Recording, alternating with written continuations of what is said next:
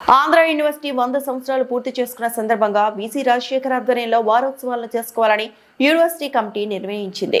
అందులో భాగంగా నేటి తరానికి వెన్నెముకగా ఎంతో అవసరమైన సైన్స్ అండ్ టెక్నాలజీ విభాగం ఎగ్జిబిషన్లు ప్రారంభించనుంది. ఈ సందర్భంగా సైన్స్ అండ్ టెక్నాలజీ విభాగం ప్రొఫెసర్ మరియు ప్రిన్సిపల్ అయిన డాక్టర్ రాజు వారోత్సవాల్లో తమ శాఖ చేయబోయే కార్యక్రమాలను బీపీసీ న్యూస్ తో పంచుకున్నారు. Science and technologies professor and principal MVR Raju గారు ఉన్నారు. రాజు గారిని ఒకసారి కలిసి ఈ శతాబ్ది ఉత్సవాల్లో సైన్స్కి సంబంధించి వారు ఎటువంటి ప్రయోగాలు కానీ లేదంటే వచ్చినటువంటి విద్యార్థులకి కొత్తగా ఏదైనా చూపించడం కానీ అసలు ఏం చేయబోతున్నారు అనేది ఒకసారి అడిగి తెలుసుకునే ప్రయత్నం చేద్దాం.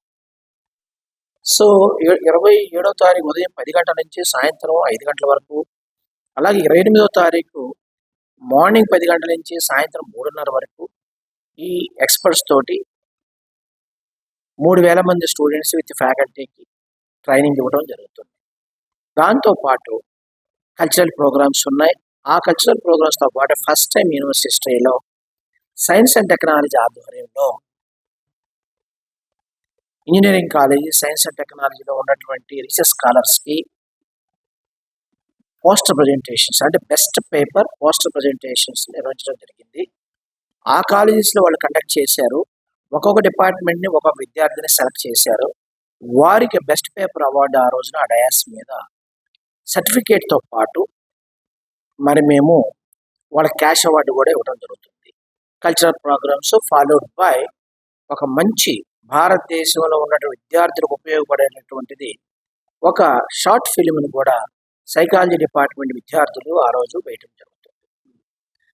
ఇప్పుడు మీరు అడిగినట్టుది ఏంటంటే ఏఐ గురించి మీరు మాట్లాడారు. ఏఐ గురించి రీసెంట్గా నేను లాస్ట్ మంత్ కన్యాకుమారిలో యూనివర్సిటీ వాళ్ళని ఇన్వైట్ చేయడం జరిగింది. వాళ్ళు ఏఐ టెక్నాలజీ మీద వాళ్ళు 2 days కాన్ఫరెన్స్ కండక్ట్ చేశారు. ఆ కాన్ఫరెన్స్లో నేను మాట్లాడాను. ప్రస్తుతం ఏంటంటే ఏఐ టెక్నాలజీ అనేది ప్రపంచానికి భారతదేశానికి చాలా అవసరం.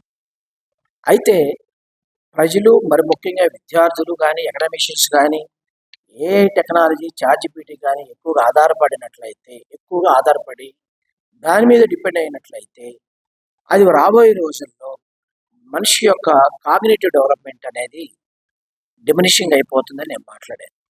డిమినిషింగ్ అంటే దాని మీద పూర్తిగా ఆధారపడితే మనిషి అనే వ్యక్తి చదవడం ఉండదు, రాయటం ఉండదు, చర్చించుకోవడం ఉండదు. కనుక సో మనిషికి ప్రతి మనిషి, ప్రతి రీసెర్చరు, ప్రతి టీచరు నిరంతరం చదవాలి, రాయాలి, చర్చించుకోవాలి.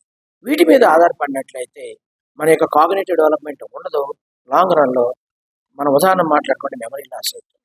ఈ మెమరీ కానీ ఎక్కువైపోయిందంటే ఆల్జిమేర్ డిసీజ్ కూడా రావడానికి అవకాశం ఉంది. సో దాని మీద నేను మాట్లాడాను. దాని మీద త్వరలో ఒక మంచి ఇంటర్నేషనల్ స్టాండర్డ్ ఆర్టికల్ రాశాను, పబ్లికేషన్ పంపించాను.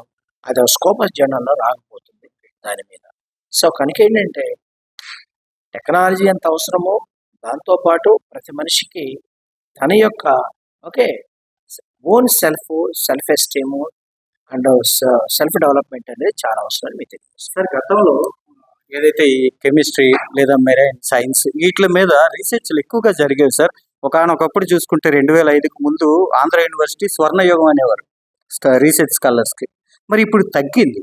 దానికి కారణం ఏంటంటారు? అంటే ఎటువంటి ఆర్థిక సహాయం కానీ అలాంటిది ఏదైనా తగ్గడమా లేకపోతే ఏంటి లోపం? ఇప్పుడు దాని గురించి నేను ఎక్కువగా మాట్లాడను, ఆర్థిక విషయం కానీ ఫ్యాకల్టీ విషయం కానీ. అయితే రీసెర్చ్ మాత్రం తగ్గలేదు. అప్పటికిప్పుడు మనం కంపారిజన్ చేసుకున్నట్టు రీసెర్చ్ అనేది కంటిన్యూగా జరుగుతూనే ఉంది. సైన్స్ అండ్ టెక్నాలజీలో ప్రతి డిపార్ట్మెంట్లో ప్రతి ఫ్యాకల్టీ ప్రతి research scholar every year minimum 5 నుంచి 10 ఇంటర్నేషనల్ స్టాండర్డు సైన్స్ ఇండెక్స్ కానీ అలాగే రెండవది స్కోపస్ జర్నల్స్లో పబ్లిష్ చేయడం జరిగింది. రీసెంట్గా నేను కూడా 2 స్కోపస్ పబ్లిష్ చేయడం జరిగింది. దాంతోపాటు సైన్స్ అండ్ టెక్నాలజీలో చాలా డిపార్ట్మెంట్స్ పేటెంట్స్ కూడా వచ్చినాయి. సైన్స్ అండ్ టెక్నాలజీలో కెమిస్ట్రీ డిపార్ట్మెంట్లో పేటెంట్స్ వచ్చినాయి, సైకాలజీలో నాకు పేటెంట్ వచ్చింది, అలాగే బయోకెమిస్ట్రీ వాళ్ళకి పేటెంట్స్ వచ్చినాయి, జువాలజీలో రీసెంట్ పేటెంట్స్ వచ్చినాయి. పేటెంట్స్ అనేవి నిరంతరంగా జరుగుతూనే ఉన్నాయి. కనుక ఇందులో ఎక్కడ రీసెర్చ్ అనేది తగ్గలేదు అనేది ఒక ఆరోపణ. దాని గురించి నేను ఆరోపణలు అనే గురించి నేను మాట్లాడను. రీసెర్చ్ నిరంతరంగా జరుగుతుంది, అది మాత్రం వాస్తవం. మీరు ఏ టైంలో అయినా ఎప్పుడైనా ఏ డిపార్ట్మెంట్కి వచ్చినా ఎక్కడ పేటెంట్స్ ఏ డిపార్ట్మెంట్ ఉన్నాయి, ఎంత రీసెర్చ్ పబ్లికేషన్స్ అనేది మీకు క్లారిటీగా ఉంటుందని మీకు తెలియజేస్తున్నాను. ఫైనల్ గా ఏంటంటే ఏదైతే ఈ వారోత్సవాలు జరుగుతున్నాయో ఈ వారోత్సవాల్లో యంత్రాల పరంగా అంటే కేవలం ఈ సైంటిఫిక్ ఇది మాత్రమే కాకుండా యంత్రాల పరంగా వాళ్ళకి చూపించేది ఏమన్నా ఉంటుందా, లేకపోతే మాటల ద్వారానే ఇవి జరుగుతాయి ఎగ్జిబిషన్ అనేది? ఎగ్జిబిషన్ అనేది ఇక్కడ ఎలా ఉంటుందంటే బాటనీ డిపార్ట్మెంట్ ఉంది.